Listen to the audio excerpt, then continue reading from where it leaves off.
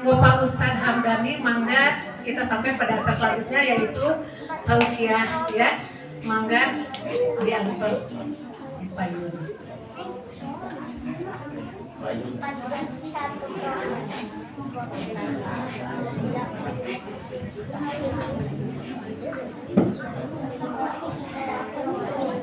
Assalamualaikum warahmatullahi wabarakatuh. Waalaikumsalam warahmatullahi wabarakatuh. Alhamdulillah wa nasta'inu ala umuri dunya waddin. Sayyidina Muhammadin wa ala alihi wa sahbihi ajma'in. Asyhadu an la ilaha illallah wa la syarika lahu wa asyhadu anna Muhammadan abduhu wa rasuluh. Allahumma shalli wa sallim ala hadzal nabiyil karim Sayyidina Muhammadin wa ala alihi wa sahbihi ajma'in. Amma ba'du. Ittaqullaha haqqa tuqatih wa la tamutunna illa wa antum muslimun. Wa qala ta'ala fil kitabil karim wa huwa asdaqul qailin. Bismillahirrahmanirrahim. Subhanalladzi asra bi 'abdihi lailan minal masjidil haram ilal masjidil aqsa alladzi barakna hawlahu linuril min ayatina innahu was-sami'ul basir. Shadaqallahul adzim. Puji sinar syukur kurang sangakeun ka Allah Subhanahu wa taala Maha Ghafur anu parantos maparin nikmat ka urang sadayana sehingga dina waktu aina parantos tiasa bermuajahah Fakrab jauh fatapang wajah dina rangka memperingat Isra wal Mi'raj Nabi Muhammad sallallahu alaihi wasallam. Salawat kali salam mugia dicurah limpahkeun ka junjungan Nabi besar Muhammad sallallahu alaihi wasallam, para keluargana, para sahabat, tabi'in teu hilap. Mudah-mudahan bikin karang sadayana salaf umatna anu ngajalankeun parentahna ti Allah bikin ka akhir kalian manarking saputul beliau ilahi amin ya rabbal alamin. Wargi sadayana muslim dihormat. Alhamdulillah orang sebagai umat Islam bahkan di seluruh dunia mengadakan memperingati Isra wal Mi'raj Nabi sallallahu alaihi wasallam. Ya rahimahullah, naon aya hartana Isra, naon aya hartana Mi'raj. Dina kalimat Al-Isra surah 1 Allah berfirman subhanalladzi asra. Maha suci Gusti Allah anu parantos nga Isra wal Mi'raj keun Nabi Muhammad sallallahu laila minal masjidil haram dina waktu sugi ti Masjidil Haram ka Masjidil Aqsa alladzi barakna haulahu anu disakulingan pinuhan ku barak Allah Subhanahu wa taala linuriyahu min ayatina. Allah bade ngabuktoskeun ngabuktikeun kana kakawasan Allah Subhanahu wa taala. Allah bade ngabuktoskeun kana agunganna bin ayatina sebagai tanda-tanda kebesaran Allah Subhanahu wa taala. Walaupun dina sejarah prajurit hukum Allah Isra itu ditolak orang-orang kafir. Tepercantan kiraku setengah putih geus aya di dieu, geus aya di dunia deui. Tapi upami urang ninggalkeun linuriyahu min ayatina ditegaskeun Allah mah bakal ngabuktikeun kana kawasan Allah Subhanahu wa taala. Sakitu mah panginten dipercantan prajurit hukum da Allah mah kawasa. Bahkan ku teknologi ayeuna kan tiasa Isra wal Mi'raj punya. Tina channel ka channel tiasa. SCTV ke RCTI ke NTP TV One sedetik. Eta teknologi manusia, ini teknologi Allah Subhanahu wa taala tidak bisa dibatas. Linuriyahu min ayatina, aku akan memperlihatkan kebesaran aku. Sahan pada ngabatas tetiasa rajin hukum.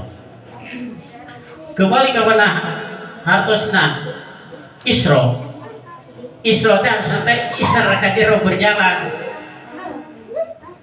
Upami urang duduk di tempat, ya Pak Heru sadayana teu tiasa Isra. Upami calikeun sanes Isra. Jadi Isra mah kedah ngageser. Seperti Rasul berjalan itu Isra. Kalau Rasulullah tidak berjalan tidak Isra. Dari mana Isranya? Minal Masjidil Haram ilal Masjidil Aqsa. Dari masjid ke masjid. Bahkan menurut ilmu nahwu sorof, minnya ada min lil ibtida. Dimulai pekerjaan Rasul itu dari masjid ke masjid. Ilahnya ilah lil intiha. Artinya finishnya Rasul itu di mana? Di masjid. Menurut sejarah di Masjidil Haram ke Masjidil Aqsa upami ngangge otate sabulan jarak nate sabulan. Maka waktu seorang orang kafir itu menolak karena Isra Mi'raj. Ada satu sahabat yang paling hebat yaitu Abu Bakar As-Siddiq yang membenarkan bahwa lebih daripada itu aku percaya. Maka dia beri nama Abu Bakar As-Siddiq, artinya si pemagi yang membenarkan kejadian Isra Mi'raj. Ini sangat hebat perjalanan hukum Allah. Diberjalan kalau Subhanahu wa ta'ala. Apa arti Mi'raj? Ay Mi'rajnya taraje tangga. Upami naik kedah ngangek. Taraje. Upami kurang made ngaleraskeun genteng kaluhur kedah ngangek taraje. Naon taraje nya nyata buruk. Ulah dihartosan buruk ka ditu ka dieu. Buruk teh diasal dikena kata barbun. Bahasa Arab artinya barbun itu kilat, artinya bahwa Rasul Isra Mi'raj bagaikan kilat. Daku Gusti Allah sanes kurang Isra Mi'raj. Jangan begitu, Allah untuk menghancurkan alam dunia bisa sedetik, ya Isra mari gampang. Dimirajin juga Subhanahu wa ta'ala. Kemana? Ke langit pertama sampai ke Sidratul Muntaha. Kesimpulan apa sebabnya Rasul Isrokan dimirajkan? Jamnya untuk menerima hadiah. Piala apa piala? Sholat jam 5 waktu. Sholat yang penuh dengan barokah belajar hukum Allah. Menjemput hadiah dari Allah Subhanahu wa ta'ala untuk siapa? Untuk Nabi Muhammad dan para umatnya belajar hukum Allah. Ini subhanallah. Betapa hebatnya kisah-kisah Isra wal Mi'raj kalau kita pelajari, kalau kita babarkan belajar hukum Allah. Ini kejadian yang sangat luar biasa. Dengan izin Gusti Allah. Di dalam sejarah para jemaah sebelum Rasul di Isra wal Mi'rajkan, pada usia 4 tahun Rasulullah dibelah dadana. Sumber sejarah dibelah dadana, dibelek dadana, usaha ku dokter sanes datanya dokter kapungkur nyata ku malakai ini malaikat tua Mikael sekarang malaikat Jibril dibelah dana dibersihan dina Yusuf 4 tahun sebelum disrokan. Apa rahasianya bangga dibersihan? Karena ingin akan bertemu dengan Sang Holik yang suci. Maka katanya Subhanalladzi Maha Suci dan yang telah mengisrokan wal mi'raj. Maka Nabi usia 4 tahun dibersihan dadana. Sakit tidak? Tidak dalam sejarah. Karena dengan izin Gusti Allah Subhanahu wa ta'ala, apa yang dimasukkan ke dalam dada Rasul yaitu hikmah, ilmu, kesabaran, ketawakalan, rasa juhud, qanaah, tawakal kepada Allah Subhanahu wa ta'ala. Apa yang ada sifat kita, dia sifat Rasul tidak ada, sifat ngambek, iri hati tidak ada dalam Rasul karena sudah dibersihkan oleh malaikat. Setelah dibersihkan baru dipertemukan dengan Allah Subhanahu wa ta'ala. Kan mudahnya bertemu suci. Nabi Muhammad suci, Allah suci, bertemu dengan orang yang suci lagi. Kholik suci, makhluk suci. Ini betapa hebatnya. Sehingga dengan bertemu dengan Subhanahu wa ta'ala Rasul akhirnya menjemput sholat yang 50 sampai 5. Tapi jangan takut, ibu sadaya dina sejarah 5 waktu oke dietang 50. Bahagia orang bu, upami 50 rakaat kumaha yang tepan. kedik seedik nyeuseum adan, kerisikan adan, keulin adan, aduh hese. Karena dengan izin Gusti Allah ada hikmah-hikmah yang tertentu sehingga 5 waktu dietan ku 50 subhanallah umat Rasulullah SAW. Hebat. Kita tidak punya nabi seperti Nabi Muhammad SAW. Semua nabi suci semuanya. Tapi yang paling disucikan, yang diangkat derajatnya itu adalah Nabi Muhammad SAW. Singkat kesimpulan. Apa sebabnya diperintah sholat umat Nabi Muhammad? Karena sholat adalah merupakan ibadah yang istimewa. Bukan daerah istimewa Yogyakarta. Ini mah ibadah yang istimewa sholat teh. Dibandingkan dengan puasa ibadah haji, itu juga istimewa. Tapi sholat itu lebih istimewa. Apa sebabnya sholat istimewa? Dijawab di dalam hadis, karena sholat adalah merupakan tiang agama. As-sholatu imadun rudi paman aqoma faqad aqomadin wa man taraka faqad hadamadin. Barang siapa yang mendirikan sholat berarti mendirikan agama. Dan barang siapa yang meruntuhkan sholat meruntuhkan agama. Kita ingin membangun rumah tanpa tiang tidak akan bisa. Tidak akan bisa. Tidak akan sampai ke atap kerajaan Allah. Maka didasari dengan ibadah sholat, karena sholat adalah istimewa, hadiah buat kita dari Allah Subhanahu Wa Taala kepada umat Muhammad SAW. Yang kedua, sholat dikatakan istimewa karena sholat dipadukan pada malam Mi'raj. Pada malam Mi'raj diwajibkan, sehingga Rasul bertemu dengan Allah dan Nabi Muhammad menyampaikan kepada kita. Maka kata Allah Subhanahu Wa Taala, ya Muhammad, engkau dan umatmu akan selamat nanti di akhirat. Aku akan berikan kuncinya kepadamu dan kepada umatmu. Apa? Ya Allah, ya Rabbi, ya Karim. Kuncinya adalah sholat, sholat subuh, sholat zuhur, sholat asar, maghrib, isya, itu kuncinya. Maka ini sholat adalah merupakan miftahul jannah, adalah pintu masuknya surga Allah Subhanahu Wa Taala. Subhanallah. Maka ibu sadayana nu kurang kali dijurukeun di tempat, dijurukeun naon subaraha eta, subaraha hidupna bahagia Bu.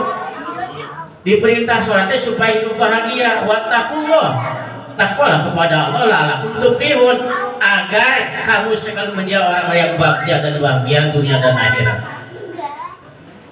Yang ketiga, bahwa sholat adalah merupakan akhir wasiat Rasul.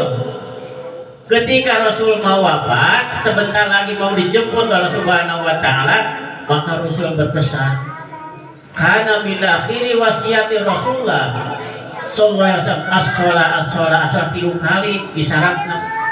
Rasul bari ngaturkeun teh salat ka para sahabat. Padahal pamide emut sahabat teh imanna sudah mentok, sudah hebat, tapi masih dari bibir Rasulullah sampai wasiatnya as-shalah. Artinya ini wasiat kepada kita, isyarat kepada ibu bapak, ketika ibu bapaknya mau meninggal, maka wasiatkanlah kepada anak-anaknya adalah jangan meninggalkan sholat. Ini ada isyarat dari Rasul kepada kita, tapi kita tidak cerdas. Apa kita kepada anak? Makan, pakai, jajan cuma 3, tidur, makan, ulin. Suruh bahasa Inggrisnya jadi hardolin dahar, taeta urang. Dia bahaya itu. Kan imanat Rasul. Jadi kita hanya dahar saja, dahar, minum, tidur, gitu. Itu kegiatan kita. Yang keempat, bahwa ibadah sholat istimewa itu karena sholat merupakan amal yang pertama dihitung. Amal yang pertama dihitung bahwa awwalu ma yuhasabu bi yaumal qiyamah sholat. Yang pertama akan dihitung dihisab adalah sholatnya. Ketika sholat lurus, istiqomah, insya Allah amal yang lain akan mengikutinya. Namun sahur kirata mampu seperti angka hiji ada sholat mah. Setiap orang ngerasakan amal 0 jadi 10 nilainya, sekian tambah lagi jadi 100, sekian lagi 0 jadi tambah 1000 sampai miliaran, itu sholat.